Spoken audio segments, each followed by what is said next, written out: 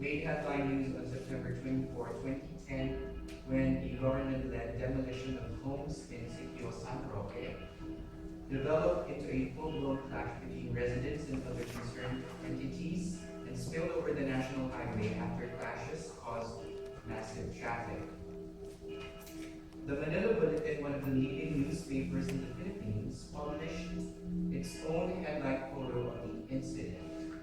Now, just very quickly, the reason why Manila Bulletin is first or second in circulation is because of this. So, every Sunday, they come up with a job section that is 20 times longer than the usual.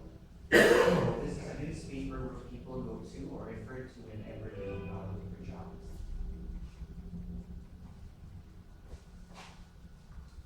As one can see, two things are immediately apparent in the text that is produced here. Firstly, the photograph captures the devastation of an informal settlement left by a violent encounter between residents and other elements interested in the place, as well as the plight of the urban poor. Secondly, the technique used to represent the aftermath requires the reader to put on a set of 3D glasses. Otherwise, if you don't have the 3D glasses, then you will have only a very blurry image.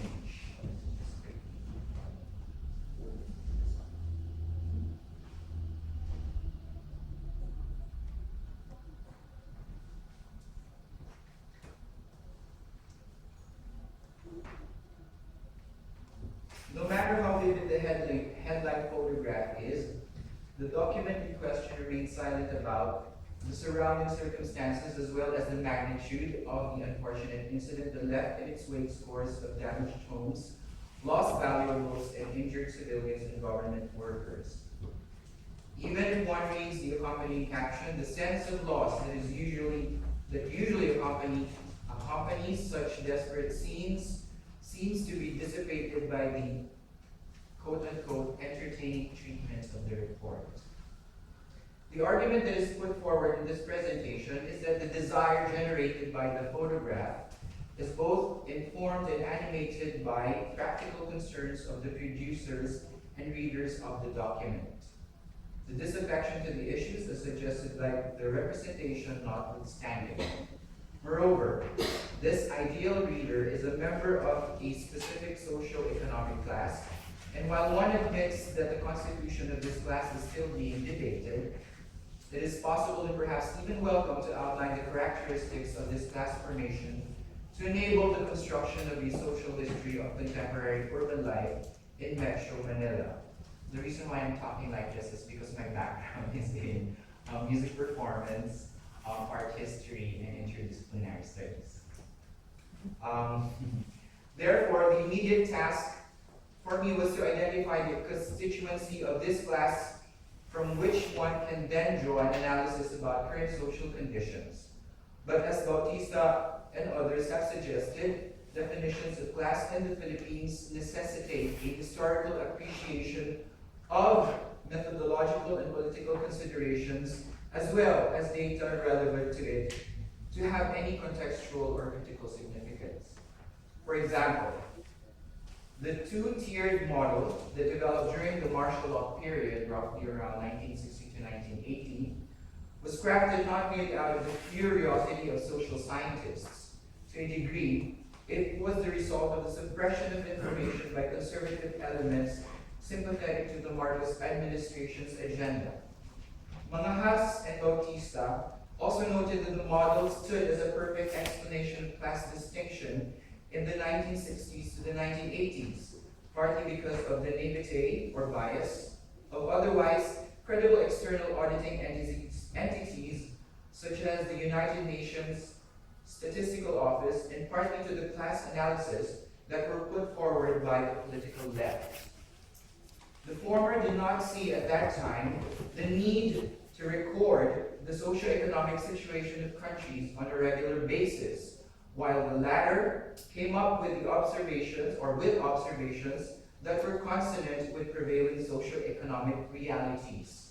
These conditions have reinforced the popular perception of a two-class society during those times. However, by reducing the discussion of socio-economic classes to merely wage difference, the methodological tool obfuscated the role of the oligarchs and downplayed the effects of their unscrupulous actions to the larger society. While conceptually useful, a static and an aesthetized appraisal of poverty offered by similar theoretical handles, such as the two-class model, may hinder, as in the past, the development of productive discussions of class that could help broaden the ideological base of progressive approaches that aim to seek social reforms. Sadly, successive changes in political regimes in the Philippines did not translate into social justice through a reimagination and redefinition of class analysis and relations. What Filipinos have been witnessing instead are endless exposés of organized predatory networks existing in the Philippines whose workings have always been known anyway. Why cronyism from one president to the next has persisted, and how to best address the issue of poverty are only two of among many questions that are just beginning to be seriously addressed. One explanation of this rather related reaction to the state of affairs is given by Paul Hutchcroft.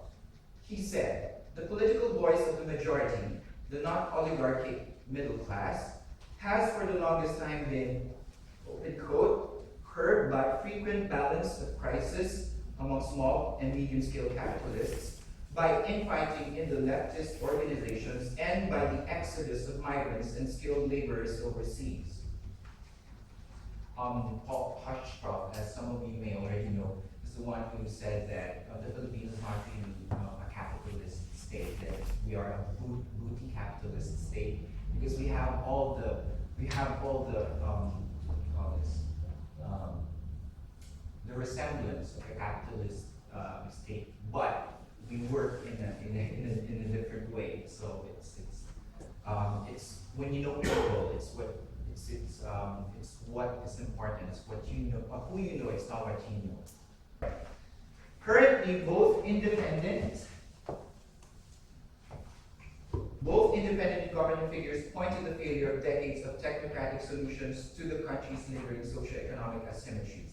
For example, an editorial in the Philippine Daily Inquirer on January 2013 said that while the RAM Rating Services Agency noted the Philippines' 7.1 GDP expansion in the third quarter of 2012 had surpassed those of more developed and bigger countries in the region, the Malaysian Credit Watcher issued only passing marks to the Philippines, which basically showed the Philippines trailing its neighboring economies. Similar analysis, like an earlier study by the World Bank in 2003, makes us pause to do a reality check. For example, when it was revealed that the chronic problem of informal housing in the Philippines was, quote, highest for those in the middle of the income distribution and occurs even among the wealthy, end of quote. Actually, just the other day, while on the plane going here, I read that the new data for the first quarter of 2013 is 7.8. So the GDP of the Philippines is 7.8, which surpasses the 7.7 of China. Notwithstanding critics' dismissal of them as heavily biased, social weather surveys that report self-poverty ratings are also damaging to the government's anti-poverty efforts. Maribek Raquiza, for example, looks at the relevance of recent better-than-expected economic data to the common man by relating them to the dismal quantity and quality of jobs generated by the present administration. Moving beyond this, the Social Watch report takes a pragmatic look at even populist programs, such as the Pantawid Pamilya conditional cash transfer, and align this with the beneficiaries' expectations and concerns. Again, I need to update this. The latest report with regard to employment is that the Philippines is now at 7.5, down 0.6 percentage ratings or points from last year's unemployment record. It becomes even harder to ignore these subjective findings when official data coming from the government itself shows stagnation of levels of living of the bulk of the population. Just last month, the National Statistic Coordination Board, or NSCB, itself said that figures in 2012, 2009, and 2006 show that poverty remained unchanged, as computed differences among these years in terms of food and poverty thresholds are not shown to be statistically significant. These are sobering reminders that stand in contrast to the rosy outlook that was painted by the IMF, Standard & Poor's, and other financial and credit rating institutions just earlier this year. Additionally, what these economic and social data reveal consistently is that while the economy has indeed seen steady growth, basic concerns of Philippine society, such as food security, housing security, and job security, have yet to be realized. Moreover, while it has also been observed, for example, by the NSCB, that economic growth in the Philippines have lifted some of the most disadvantaged members of society out of poverty, the movement of the members of the upper and middle classes towards the lower classes also meant that more people are now living in precarious conditions. Behind these numbers, the Filipino working classes tried to negotiate their means to life between these competing forces, with some making it as their very means to survival. The result has been patent political dynasties supported by sophisticated political machineries that have seemingly become a feature of periods of substantial, although seasonal, economic growth. Chilito Habito, for example, the former National Economic Development Agency head, explains how at least 2 to 3% is added to the country's GDP during election season in the last 25 years. The Philippines has just held elections last month. The Philippines, or at least its economists, have looked to similar technical solutions to socioeconomic conditions, such as institutionalized migration, market-dependent labor policies, population control, and tax reforms. These strategies, however, have largely ignored what critical voices, like local and international NGOs, have time and again pointed out as the underlying causes of social injustice, among which are the lack of government transparency and accountability, unsustainable growth, and deprivation of basic rights that is almost tantamount to crimes against women, children, and other marginal sectors in society. It may indeed be only until all members of Philippine society are able to see structural and social reforms with provisions for universal access to quality education and healthcare, sustained access to decent jobs, efforts in peace building and cultural diversity, and the completion of a genuine agrarian reform program. In short, as Rakiza says it, quote, universal social protection floor, so that not only the targeted few, but everyone is able to access the minimum requirements that will allow them to live a life of dignity. That growth may be said to be not just a virtual reality, but a living reality. On a personal note, I have been a resident of Barangay Bagong Pag-asa myself. Long before the mass rail transit systems, the malls and even paved roads were built in the area around Sitio San Roque. Sitio San Roque is about just a few steps from where I'm living. One way to understand why it has remained this way is by looking at the situation as the worst strategy in economizing already scarce resources, which are only enough to sustain working bodies on a daily basis. Randy David, a Filipino sociologist, described in 1997 what a typical barangay in the city was, which I feel as a resident still is. He cites that a private NGO reform report found that, among others, number one, more than 80% of all the children had all the necessary vaccinations, and that more than 75% of school-age children were enrolled in school. Number two, a majority of residents were underemployed. Those who were working full-time were in the formal economy or were contractuals. Number three, 50% of these urban poor households had their own meter, and 9% pay collectively to the National Power Corporation. What is unfortunately significant is that 41% who were illegally connected, of the 41% who were illegally connected, 88% were paying to someone. They were not getting this for free. Only 2% of respondents claimed that they had land titles. But as the researchers suggested, it was unfair to label all the remaining 98% as illegal settlers. Among these, 65 reported that they had rights but no papers. 19% claimed rights and documents. 0.5% were on the community mortgage program, and only 14% said they just occupied space. It is unreasonable, then, to expect from the residents to make substantial home investments under these precarious employment conditions and insecure living arrangements. Top living conditions also entail other social costs. In this regard, 2010 was not the first time that Sitio San Roque found itself in national front page news because of a violent incident.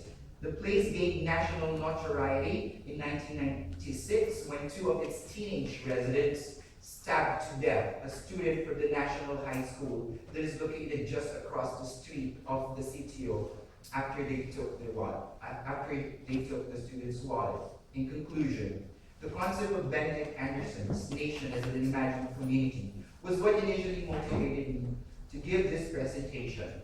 I later felt that experience may be the only compelling thing that could interrogate truth that is reproduced by high-fidelity technology.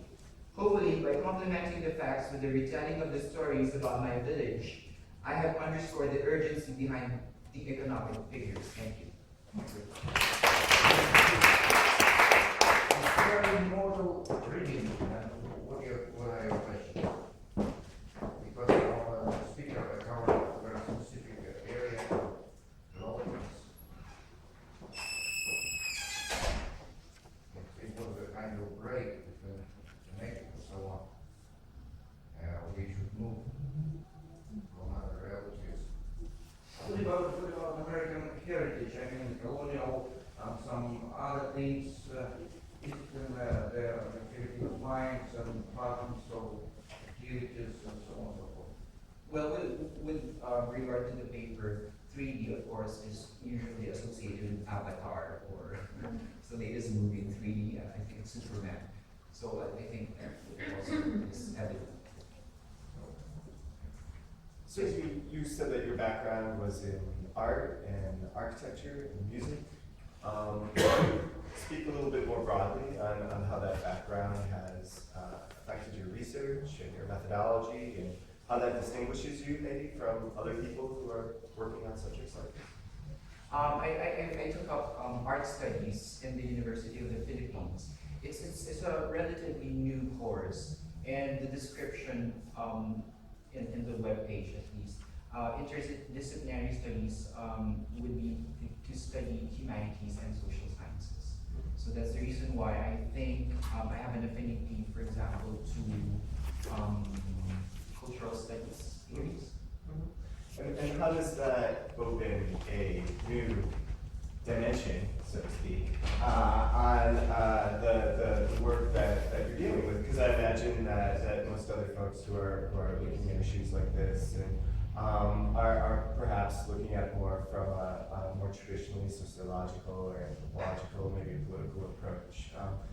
Maybe you could talk a little bit more about what this background of yours brings to this. I quickly pointed out precarious situation, which is a term by I forgot the name of this, Judith Butler. So and the big word for Judith Butler in performance studies is embodiment. And I think as a musician, I cannot fake it. I mean, it's either I live it or I don't live it. That's how I think. That's how my interests in research and in studies are enriched by my background.